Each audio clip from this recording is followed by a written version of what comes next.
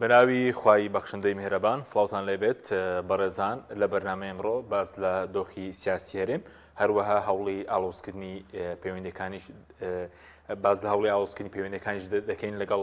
بەغداد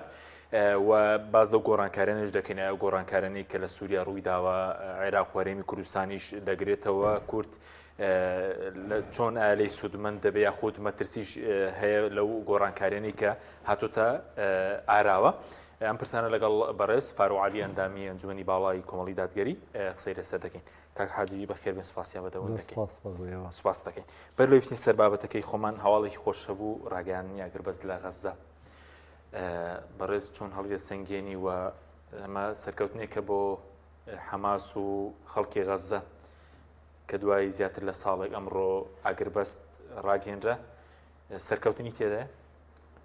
بەنای خۆی بەخشندەی میهرەبان سڵاو ڕێزم بۆ تەواوی بینەران و بیسەرانی کەناڵی ئاسمانی پایان سوپاس بۆیەوە. سوپاس دەکەین. ئەدا دیارە لە پاش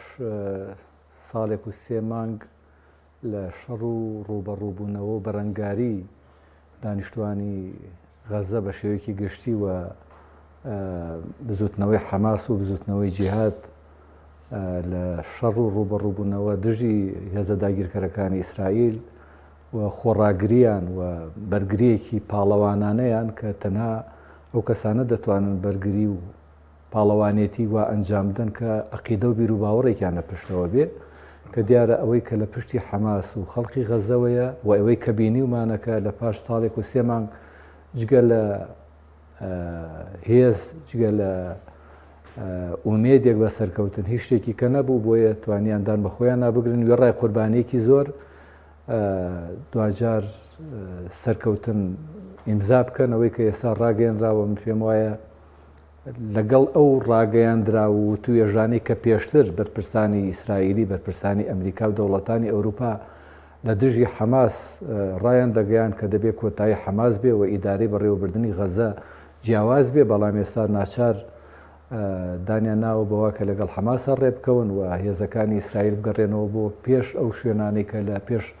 7 ئۆکتۆبەرەوە هەبووە ئەمە هەمووی سەرکەوتنی حەماس دەگەینە چونکە تەنها مانەوەی حەماس لە غەزا و ئەو پێکاتەیەکەوە ناوی ئیدارەی بەڕێوەبردن بووە و ناوی حکوومەتی غەزە بووە وەکو خۆی بمێنێتەوە بۆ خۆی سەرکەوتنە و من پیرۆزباییان لێ دەکەم و پێم وایە ئەو سەرکەوتنە سەرکەوتنی هەموو مسلمانانە. ئێمە لە ماوەی لە کەمتر لە چەند مانگێکە ئەمە ئەو گۆڕانکاریانەمان بینی گۆڕانکاری کە لە سووریا و سەرکەوتن بەسەر دەوڵەتی 50 ساڵەی بەعسی حافز ئەسەد و بنەماڵەکەی و ئەوەش کە لە غەزای ئێستا بینیمان بەشارەتێکی باشە بۆ مسلمانان بە شێوەیەکی گشتی و هیوادارم تەواوی ڕۆژهەڵاتی ناوەڕاستەوە گەلانی مسلمان لە ژێر سایە و سێبەری ئەو دەوڵەتانی کە تا ئەندازەیەکی زۆر ئیسیبدادین ئەوانش گۆڕانکاریان بەسەرا بێ و مسلمانان جارێکی کە بگەڕێنەوە بۆ دەسەڵاتێکە ئەو دەسەڵاتی کە گەل دەیەوێ و خەڵکی ژەوەی دەوێت لە عەقیدە و بیر و باوەڕێکا سەرچاوی گرتوێ کە زۆرینەی خەڵکە کە مسلمانن پێویستە و خەڵک مسلمانش دەسەڵاتداریان بکەن. بەس چی وای کرد کە حاجی دوای زیاتر لە 15 مانگ ساڵێک و 3 مانگ ئەو خۆڕاگری حەماس و ئەمڕۆژ کە بڵێن ئاگربەستەکەی لەسەر ئیتیفاقەکە ڕێکەوتوون چی وای کە دەوەندە خۆڕاگر بن سەر ڕایەوەی کە ئیسرائیل ئەمریکا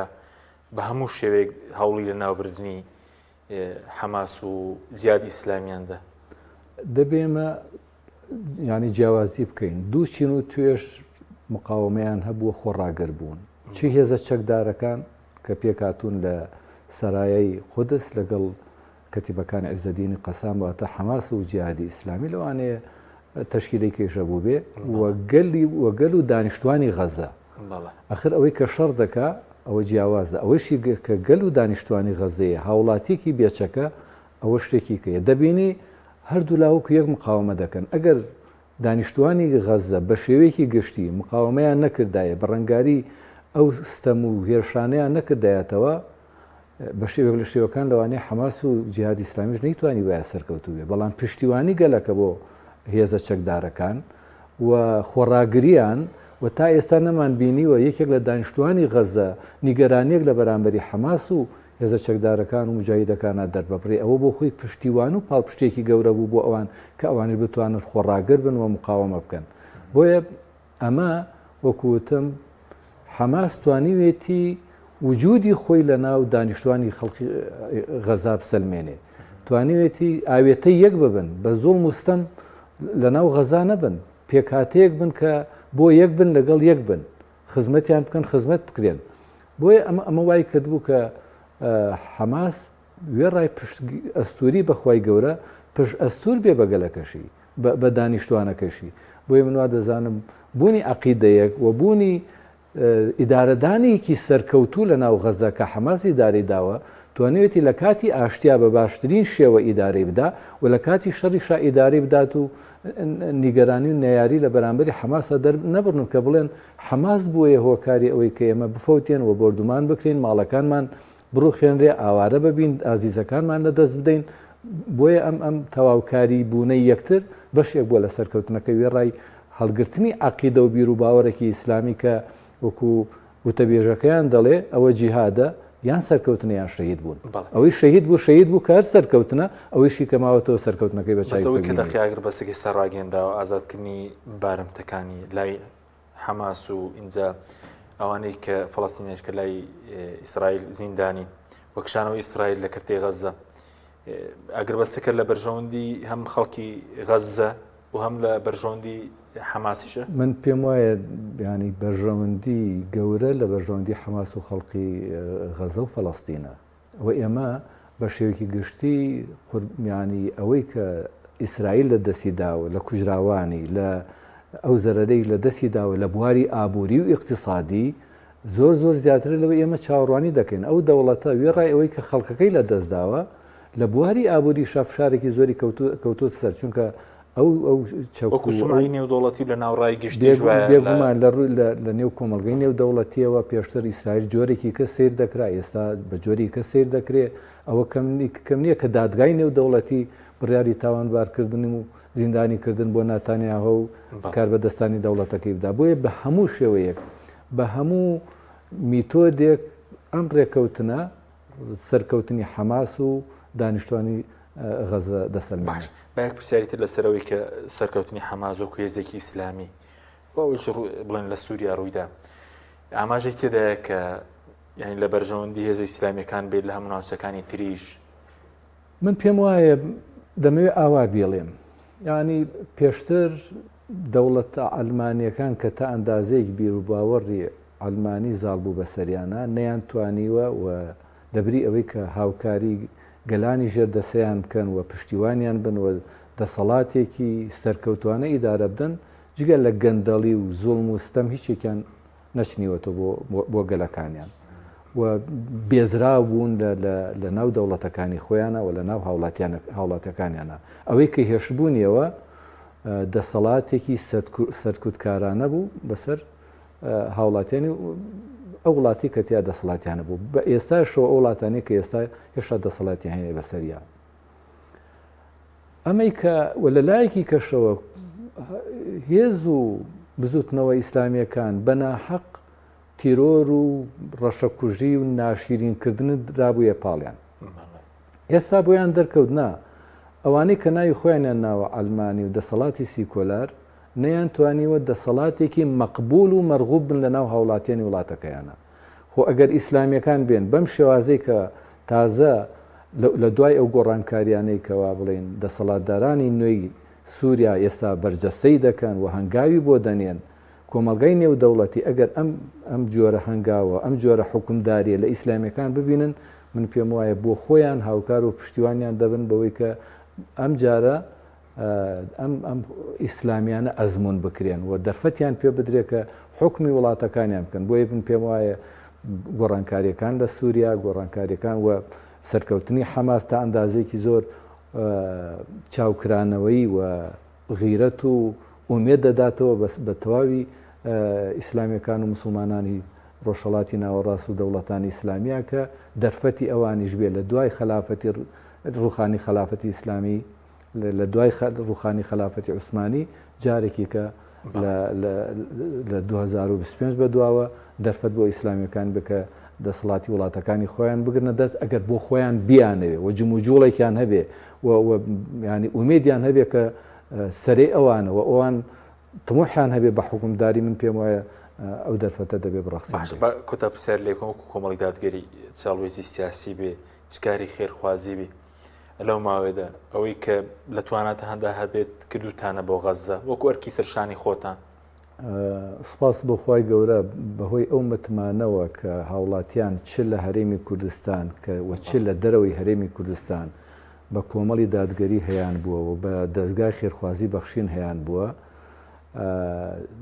هاوکاریەکی زۆر باش کۆکراوەتەوە گەیەنراوەتە غەزەوە لە غەزە بە شێوازی جیاواز و جۆرا و جۆر خراوەتە خزمەتی هاوڵاتیان بە بێ جیاوازی و ئەوانش دەرکی پێ دەکەن و هەستی پێ دەکەن و پشتیوانی خی گەورە ئەگەر ڕێگەکان ئاسان کرایەوە و دەرفەتە بوو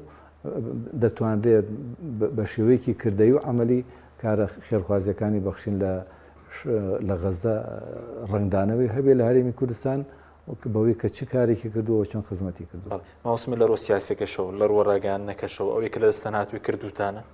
ئەوەی لە ڕجارێ لە ڕووی میدیایی و سیاسیەوە بە بەشێک لە عقیدە و بیرروباوەڕی خۆمانمانزانی وەکو چۆن هاوکارێکە شەر بە بەشێ لە عقیدە و بیرروباوەڕی خۆمانمانزانی و لە هەرکە مسلمانێک مەزڵوم بێ دەبێ سەری خەین پێویستی بە هاوکاری بێ دەبێ هاوکاری بکەین ئەوەی لە تواناتاوێ بە دەست بێ بە دەم بێ بە زمان بێ بە دڵ بێ دەبێ تۆ پشتیوانی و هاوکاری بی ئێمە ئەوەی کە کردبێتمان بەدەست کە هاوکاریمان کردوون بە زمان لە ڕووی میدیاوە لە ڕووی دوعاکردنەوە لە ڕووی پشتیوانیکردنەوە لەوەی دەرخستنی ستەم و ستەمکاریەکانی دەوڵەتی ئیسرائیل و پشتیوانی کارەکانیان لە ڕووی میدیاکانمانەوە دەرمان خستووە و مەزلومیەتی گەلانی فەڵەستین و بە تایبەتی غەزەمان دەرخستووە ئەوە بۆ خۆی پشتیوانی و هاوکاریەکە و ئەوەشمان بە بەشێک لە عقیدە و بیرروباوەڕی خۆمانزانی سپاس دەکەم بابینە سەر دۆخی ناوخۆی خۆمان دۆخی هەرێمی کوردستان ئێستا هەوڵێک هەیە بۆی پەیوەندیەکانی هەرێم و بەغداد ئالۆز بکرێت کارتی فشارە هەوڵێکی هەرێمایەتیە لە بەرژەوەندی هەرێمی کوردستانیشە پەیوەندیەکانی لەگەڵ بەغداد ئالۆز بکات ئەو هەوڵی ئالۆزکردنە لە نێوانی هەرێمی کوردستان و بەغدادا ئەمڕۆ نێو ئێستانیە خراپ ئیدارەدانی هەرێمی کوردستان و خراپ دروستکردنی پەیوەندیەکان لەگەڵ بەغداد ئەخر ناکرێ تۆ پەرلەمانی عێراق بەشێک لە نوێنەرەکانی تۆی لێبێ ناکرێ حکوومەتی مرکزی عێراق بەشێک لە وەزیرەکان لە تۆ بێ پێکاتی ئەنجومەنی وەزیرەکان لە تۆ بێ ناکرێ بەردەوام سەردان و بەسەرکردنەوە و هاتوچۆ هەبێ لە ماوەی 20 ساڵی ڕابردووە نەتوانرابێ متمانەیەکی وا لەگەڵ یەکا دروست بکرێ کە نە تۆ هەست بە ئەوە بکەیت کە ئەو ستەمت لێ دەکا و بیانت پێ دەگرێ نە ئەویش بگاتە ئەو قەنەعاتەی کە تۆ ڕاستی لەگەڵا ناڵێی و ئەوەی کە ڕاستیە نیشانی نادەی ئێمە مادەم تۆ دانت بەوە ناوە یەکەم دانت بەوە ناوە کە مشارەکەی ئەم دەوڵەتە بکەی و لە پەرلەمانەکەی بەشداربی دەبێت شەفاف و دەبێت ڕازگۆبی چونکە وا دیارە هەڵسوکەوتی دەسەڵات ئەوەی کە من بۆ خۆم لە بەغان نیم ئەوەی کە دەیبینم لە پەرلەمانتارانی دەرەوەی پارتیوێکێتی لەسەر کێشەی گرفتەکان قسە دەکەن بەشی هەرە زۆری تاوانباریەکە دەخەنە سەر دەسەڵاتدارانی هەرێمی کوردستان و ئێمە لە کوێ دەبێ بزانین ڕاستیەکان چیە و چۆنە لە لێدوانی پەرلەمانتارانەوە لە قسە و باسی وەزیرەکانەوە دەبینی لێدوانی جیاوازن تەنانەت لە نێوانی بریکاری وەزیری دارایی کە کوردە لەگەڵ وەزیری دارایی بەغا جیاوازە لەگەڵ وەزیری وەزارەتی دارایی هەرێمی کوردستانە جیاوازە هەڵسوکەوتی بەرپرسانی کردووایان کردووە تا ئەندازەیەکی زۆر دەسەڵاتدارانی بەغا متمانیان پێ نەکەن بەشێکی زۆریشی هۆکارەکە بۆ دەگەڕێتەوە ئەوانەی کە خۆیان بە نوێنەری کورد دەزانن و خۆیان کردووە بە دەمڕاست و دەمسپی کورد لە ماوەی ڕابردووە خەمەکانیان خەمی حیزبی و شخصی بووە خەمی تەواوی هاوڵاتیان نەبووە کە چۆن بتوانن نوێنەرایەتێکی ڕاستەقینە بکەن و لە خەمی هاوڵاتیان نابوون ئەوەی دەیبڕن و ئەوەی دەستیان دەکەوێ بۆ هاوڵاتیان بێ باشتر تۆ دەبینی ئەوە نەوت ناهێڵن بۆ نمونە بە پێی بڕیاری دادگا نەوتی هەرێمی کوردستان ڕاگیراوە لە فرۆشتن بەبۆری باشە ئێستا ئەم هەموو تەنکەرەکە هەرچی ڕێگای باشە ئەوەی کە ئێستا لە منطقی خەلەکان و ئەوانە خەڵکی ناڕزایی دەردەبڕین لەبەر خراپی ڕێگەوبانەکان باشە ڕێگەوبانانە بەچی خراپ دەبن ڕێگەوبانێک کە جاران لە بەرەوەی تەنکەری نەوت و باری زۆری بەسەرانەیەچوو لەوانەیە بە داهە ساڵ بمایە خراپ نەبووە. ئێستا بەهۆی تەنکەری نەوتەوە ڕێگوبانەکان تێکچوون. داهاتەکەشی بۆ خەڵقینیە تەنا تۆز و قڕ و چڵپاوەکەیەتی بۆ خەڵقی لەگەڵ دوو کەڵەکەی لەگەڵ کێشە و گیرگرفتەکانی کە ئەو دەڵێ نەوت نافرۆشن بەڵام تەنکەرەکان دیارن باشە خۆوانە ئاگیان هەیە چاودێریان هەیە باشن داهاتەکەی بۆ کوێ دەڕات بۆی ینی هەڵسو و کەوتی خراپ ئیدارەدانی دەسەڵاتدارانی هەرێمی کوردستان ینی باش ئەگەر لەسەر حەقن ڕازگۆن لەماکە حکوومەتی ناوەندی ستەم دەکا و بەهانە دەگرێ بۆ نیان توانیوە قەنەعەت بە هاوڵاتیانی هەرێمی کوردستان بکەن کەوایە بەڵام ئەوان تەنانەت بەرپرسانی خۆشیان قەنەعەت ناکەن وەرە بەرپرسێکی هەرێمی کوردستان ئەو کاتەی لە دەسەڵاتایە و لە حکوومەتایی تر ڕاوێشکارە وەزیرە هەرچی هەیە بریکارە هەرچی هەیە جۆرە قسە دەکات کاتێ لە پۆستەکەی دەکرێتە دەرەوە واز دێنە یان خانشین دەبێت جۆری کە قسە دەکات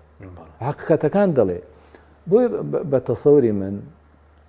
ئەوەی کە ئێستا لە ئارادایە کە حکوومەتی هەرێمی کوردستان بەس بۆچی کاتەدا کاکحاجی بەیاننامەی زۆرتون دژی عێراق دەردەکەن وتەبێژ حکوومەتی ماوە بەسەر چوو باسی کشانەوە نهێنێکە چیە لەم کاتەوەی کە بگەمە ئەوە من پێم وایە لە دوای گۆڕانکاریەکان لە دەسەڵاتدارانی سووریا و ئەوەی کە خەڵک پێشببینی دەکرێت لە دەوروبەریش گۆڕانکاری دروست بێ بە تایبەتی لە عێراقیش و ئەوەی کە ئەو هێزانی کە دەسەڵاتدارانی عێراق ئێستا پشتی پێدەبەستن وەکو هێزەکانی حەشتی شابی ئەوانە لەوانەیە بەرەو لاوازی بڕات ئەمە فشارێک بێت دەسەڵاتدارانی هەرێمی کوردستان ینی ئەم فشارە بخەنە سەر دەسەڵاتدارانی بەغا ئێوە ئەگەر وا ناکەن ئێمە لەم ڕێکەوتنە لەگەڵ حکوومەتدا دەکشینەوە ئەم لایەکی کەش لە بارودۆخی سیاسیە دەوڵەتی تورکیایەکێکە لە دەوڵەتە براوەکان کە لەو گۆڕانکاریەکانی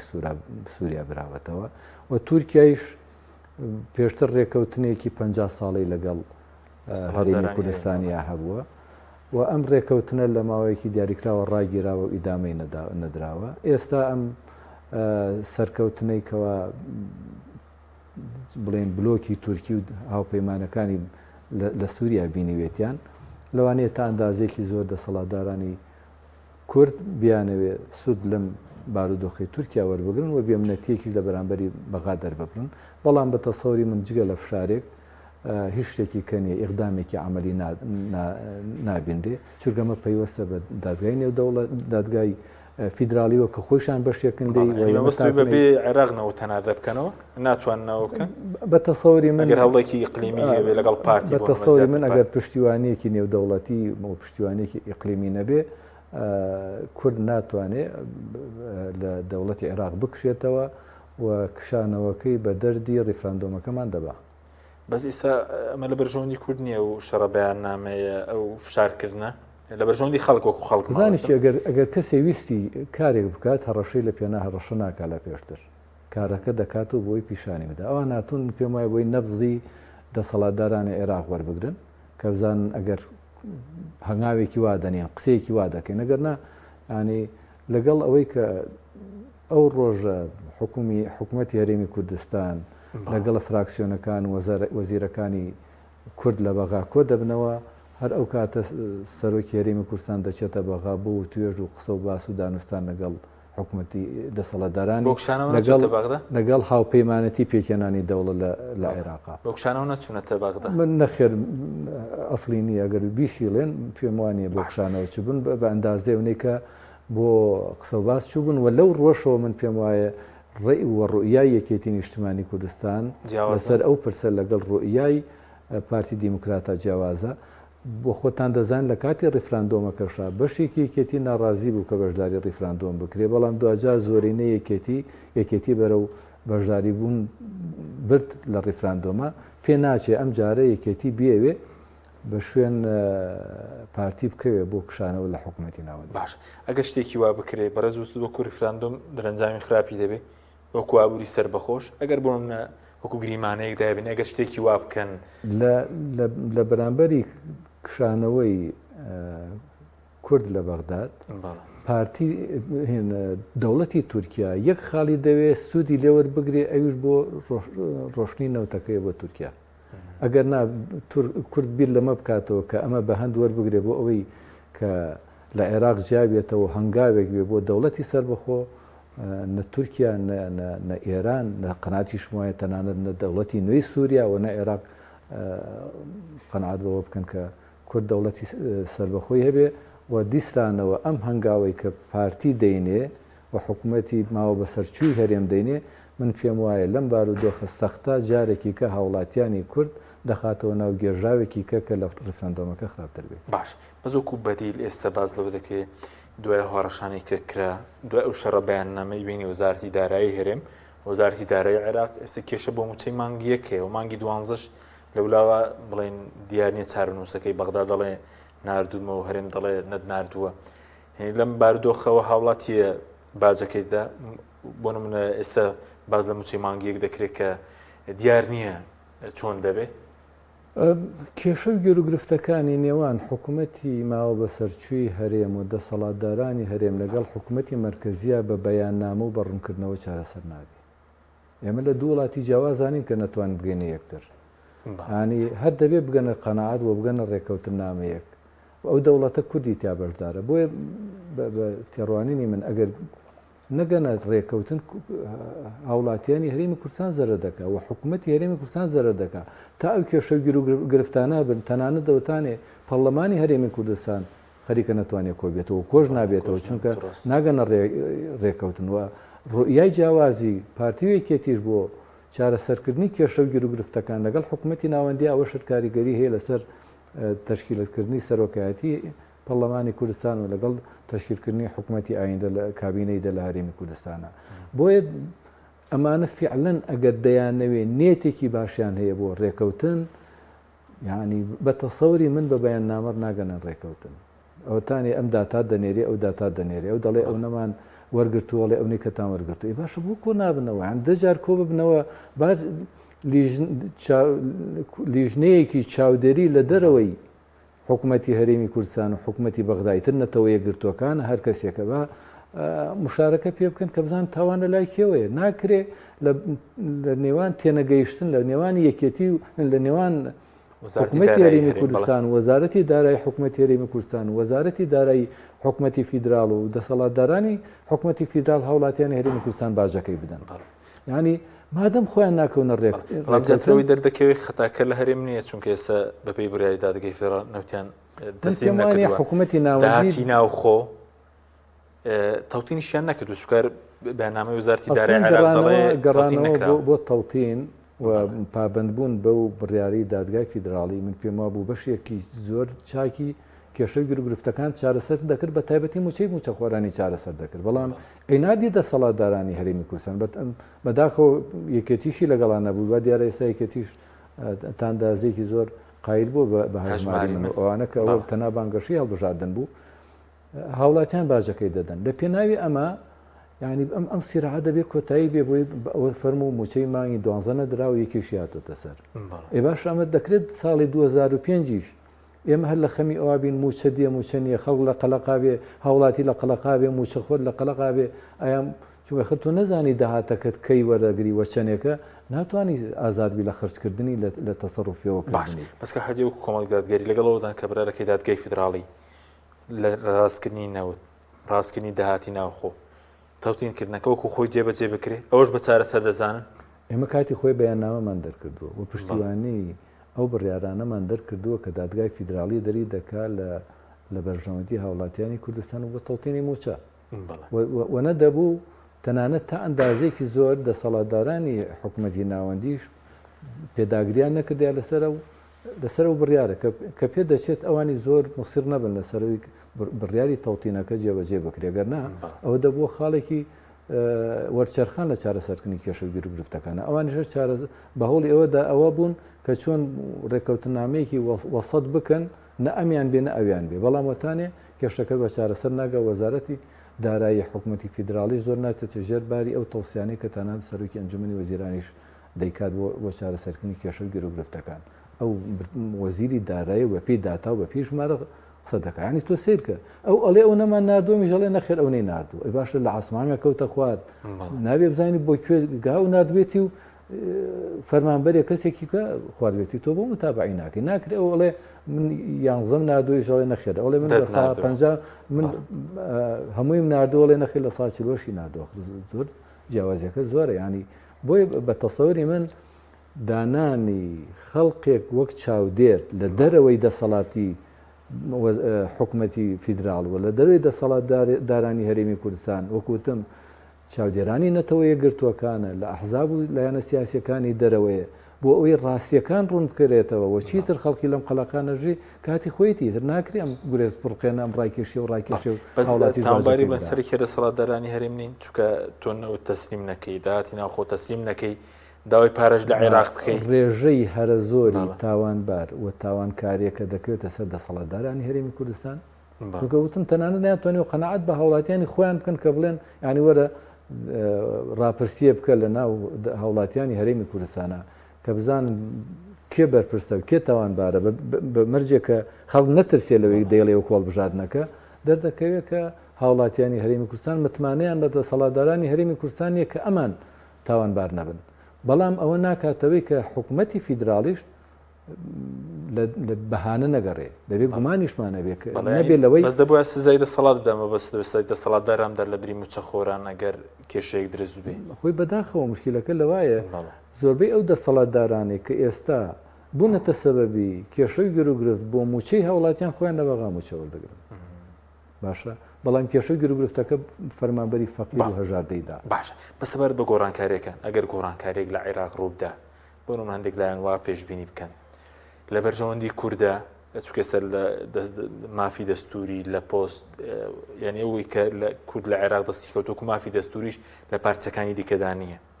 ئەگەر ینی گۆڕانکارێک ڕووبدا کورد ئەوەی دەست دەکەوێتەوە یاخود زیاتری دەست دەکەوێت یاخود زیان دەکات یاخود ئەگەر گۆڕانکارێک ڕووبدا چۆن دەبێت پێشبینی کرا وڵای جارێ من با قسە لەسەر ئەوە بکەین جارێ کورد بۆ ناوخۆی خۆی پێویستی بە گۆڕانکاری نییە لە ناوخۆی خۆمان تاکوونە ئەسڵان خۆیمە کێشەی گرروگرفتەکانمان لەو دەسەڵاتن نییە کە لە ناوەند هەیە کێشەی گرروگرفتی هاوڵاتیانی کورد لە خودی ئەو دەسەڵاتەیە کە لە هەرێمی کوردستانە هەیە بەڵام بەداخەوە هەڵبژاردنەکانی پەرلەمانی کوردستان یەکێک بوون لەو ڕێگەیانەی کە ئومێدیەکە بوو بۆ گۆڕانکاری بە دیزاین و بە خەڵەتاندن و بە پارە و بە هەڕەشە و بەمانە وای کرد کە لە جاری پێشوو خراپتر بێت وەلایە زاریش خەریکی گۆڕانکارین و پەرلەمان تەنانەت ئەوانشی کە دەرچوون خەریکی معاملەیان بەسەرەوە دەکەن و کڕین و فرۆشتن هەبێ بۆ ئەوەی کە نیسبەتە ئەو ڕێژانی کە بەدەست هاتوون و نەتوانراوە چ بە دیزاینکردن چ بە ساختەکاری بەدەستی بێنن ئێستا بە سەرۆت و سامانێک کە لە بەردەستیانایە ژمارەیەک پەرلەمانتاریان پێ بکڕن بۆی نیسبەتی هەندێک لە دیستەکە ئەو هەوڵێستش بەرداوام بێگومانەوە هەڵوێستا هەیە و لە داهاتوی شالەوانی ئەنجام و نەتیجەکەی بەس ناخۆی خۆمان مەستەوەی کە حکوومەتیش پێک نهاتەوە پەرلەمانیش نەیتوانیوە دەڵێم دابنیشی هەر گۆڕانکاریەک لە حکوومەتی ناوەندی و لە دەسەڵاتدارانی بەغداد دروست ببێ بەو گۆڕانکاریە نابێت کە لە هەرێمی کوردستان ضرور بوو دروست ببێ چونکە دەسەڵاتدارانی حکوومەتی ناوەندی زۆر کاریگەری نابێ مەگەر خوانەخواستە دەسەڵاتێک وابێتانێک کە هەرێمی کوردستان و عێراقیش بگرێتەوە کاتە لەوانەیە ئەم واقعیش کە ئێستا ئێمە دروستمان کردووە تێک بچێت چارە نووسمان ڕوون نەبێ وەکو چۆن ئێستا چارە نووسی کورد لە سووریا هێشتا ڕوون نییە کە بزانین بۆ خۆ دەزانی کە ئێستا زۆربەی سیاسەتمەدارانی دەوڵەتان و سیاسیەکان و تەنانەی وتەبێژەکانیان ئەوانەی کە لە کۆنفراسی چەند ڕۆژی ڕابردووی سعودیە بینیمان هەمویان دەڵێن دەوڵەتێکی سووریا یەکپارچە ئەوە دەبێ بزانێت کورد لەکوێی دەوڵەتی ئایندەی سووریا دەبێت هەر گۆڕانکارێک لە عێراقا هەبێ ئەبێت تۆ تەسەوڕکەی خۆ ئامادەکاری نەکراوە لە گۆڕانکاری دەکەی ئەم گۆڕانکاریە بارودۆخەکەمان بەرەو خراپتر دەڕوات یان بەرەو باشتر دەبات ئەگەر بەرەو باشتری ببا ئەوە فەنیعمە بەڵام کورد بۆ خۆی لەناو خۆش پرزەیە کێشە گرروگرفتی ئێستا هەیە متمانە نییە ئەگەر چی پەرلەمان تازە هەڵبژێراوە بەڵام بە شێوەیەکی دیزاین کراوە کە ئیرادەی هاوڵاتیانیتیانە بۆیە بە تەسەوری من گۆڕانکاری لە عێراقا بەو شێوازە گۆڕانکاریە نابێت کە خەڵچاوەڕێی دەکایان وەکو لە سووریا بووە لەوانەیە هەندێ هێز کە مەترسی بووە بۆ سەر ئەمریکا بۆ سەر بەرژەوەندەکانی ئەمریکا ئەوانە نینۆک بکرێن بەڵام بە شێوە لە شێوەکان لە ئێستا من نایبینم بۆ عێراق بەدیلێکی واقعی کە بتوانێت گۆڕانکاری لە جەوهری حکومداری لە عێراقا پێک بێنێ بۆ ئێستا لەم کاتەوە لەم بارودۆخا بۆ عێراق بە دووری دەزانم. باشە بەسی پەرلەمانت کرد ئێوە کە نەڕۆشن بۆ پەرلەمان پێتانوێ پەرلەمانەکە ئەو چاڕوان کرا بۆ وێ لێ بەرهەم بێنرێ سەر زیاتر لە مانگێک کە سوێندیان خوارد ناتوانن دانیشتنی یەکەم بکەن لەسەر موچە کۆبوونەوەی بکەن لەسەر داهات لەسەر ژیانی خەڵک هیچ بکەن. ئەسڵەن جاری کێشە گرفتەکانیان لەسەر ژیانی خەڵک و لەسەر موچە و لەسەر بەرژۆندەکانی هاوڵاتیان نییە. کێشە گرفتەکانیان من پێم وایە لەگەڵ چی یەکێتی و پارتیشدا دەنیشتن بەڵام هێشتا نەگەشتونەتە خاڵە جەوهریەکان کە چی بکەن و چی نەکەن. ئەمان دەیانەوێت هەمووی پایکێژێک بێ سەرۆکایەتی هەرێم و سەرۆکایەتی حکوومەت و سەرۆکایەتی پەرلەمان و ئەگەر نەگاتە دەسەڵاتی دادوەری و تەواوی شەرایحەکان کە ینی لە هەرێمی کوردستانە پێیان دەوتێت دەسەڵات. بۆیە ئەمە هەروە ئاسانیە و ناگەنە نەتیجەیەکی وە بۆیە هەوڵی گۆڕانکاری لەو پێکاتا دەدەن کە بەهۆی هەڵبژاردنێکی ساختەوە هاتوۆتە ئاراوە کەوتم پەرلەمانتارکردین و گواستنەوەی لیست و ئەمانە بوو ئەوەی لیستێک زیاتر بێ و لیستێک کەمتر بێتەوە و تەنانەت لیستێکی کە بچوک بێ فراوانتری کەن و گەورەتری بکەن بۆی بخرێتە ناو منافەسی حکومداریەوە. ئەمە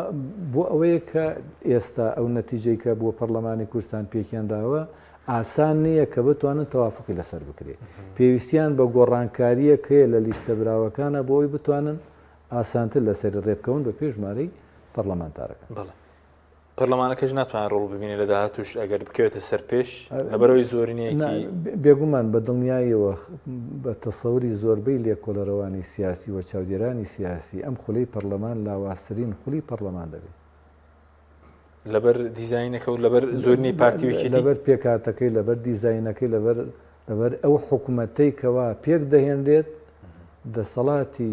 بەرپرسانی حکوومەتەکە زۆر بەهێزترە بێ لەو حکوومەتی کە ئێستا هەبووە و پەرلەمانەکەی زۆر بێهێزترە بێ لەو پەرلەمانێک لە خولی پێشوە. بەڵێ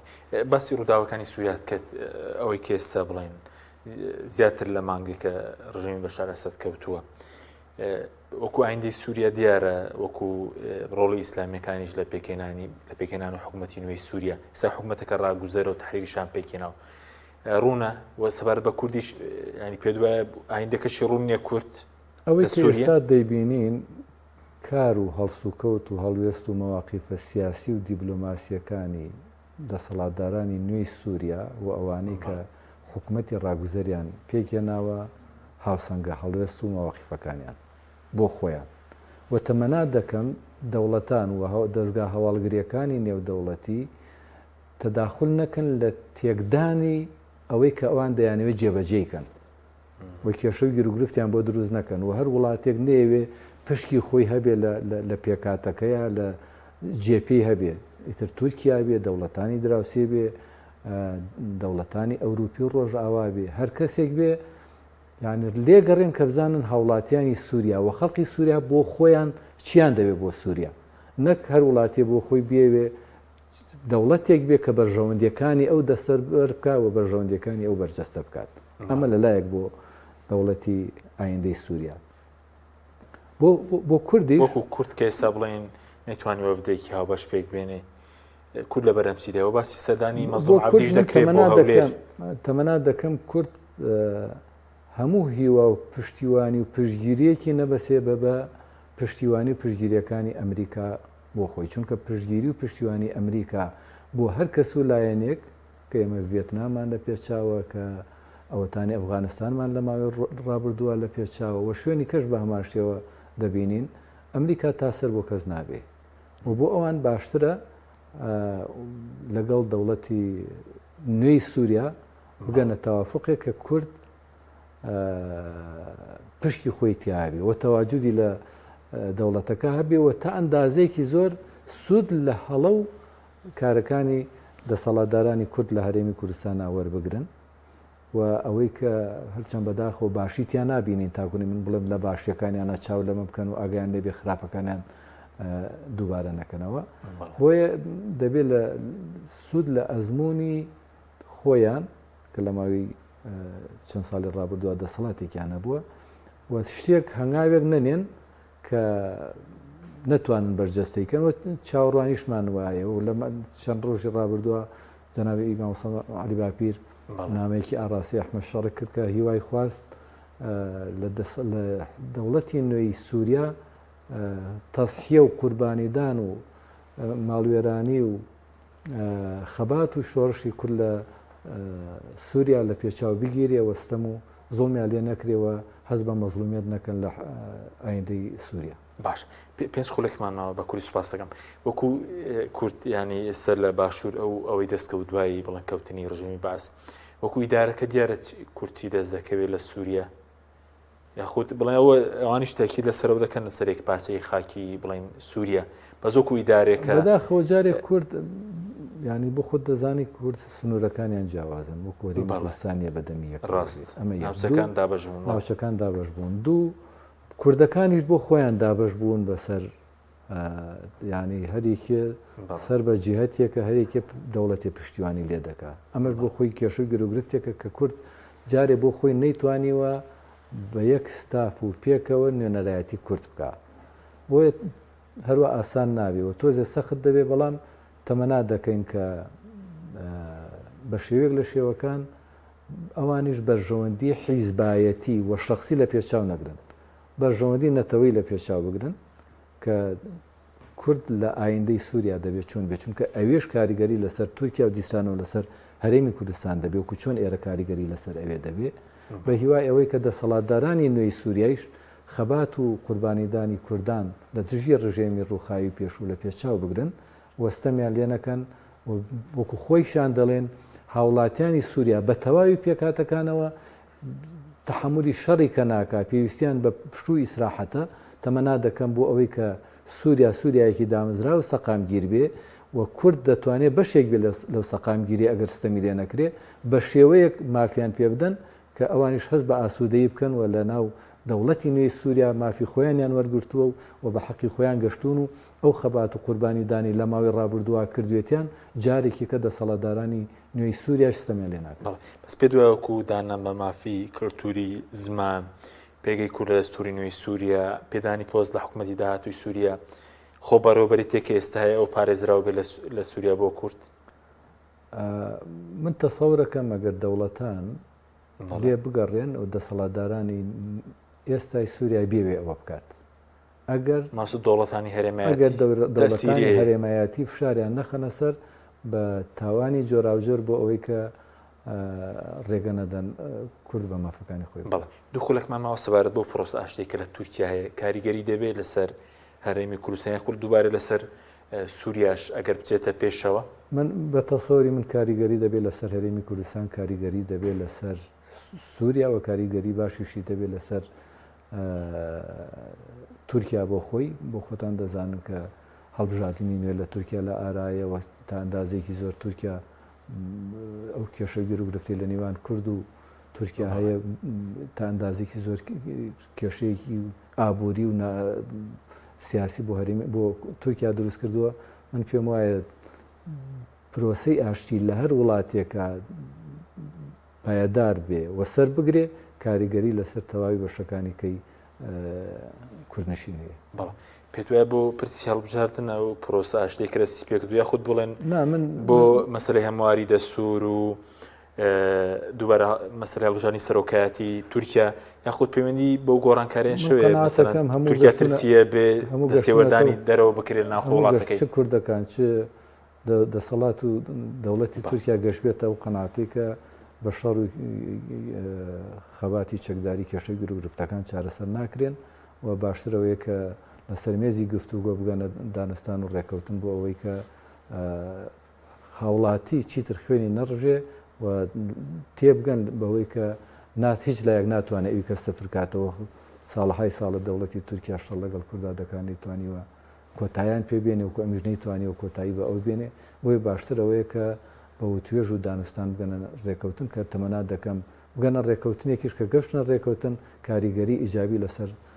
دەوڵەتانی دەوروبەری دروست دەکات. دەسەڵاتداران هەم دەتوان ڕۆڵێک ببینن هەم لە پێوەست بە پرۆسەی ئاشتی حیزبەکان لێرە هەم لەگەڵ سووریا خودی ئیسلامیەکانیش دەتوانن ڕۆڵێک ببینن لەوانەیە بتوانن ڕۆڵێکی بە پێی قەبارە و کاریگەری حیزبەکان هەر لایەکیان بتوانن ڕۆڵێک بە ئەندازەی قەباری خۆی بگەڕێت چ لایەکیان چ دەوڵەتی تورکیا چ پەکەکە گوێ لە کامیان دەگرن قسەیان بۆ بکەن بەڵام دیارە ینی کاریگەریەکە کاریگەریکی مەحدود و کەم دەبێت بەڵێ سوپاس دەکەین کاک حاج فاروق ماندمان کردی سوپاسیان بەدەبوون دەکەین سوپاس بۆ بینێرانی بەڕێ سوپاس باوکارانم تا بەرنامێکی دیکە خواتان لەگەڵ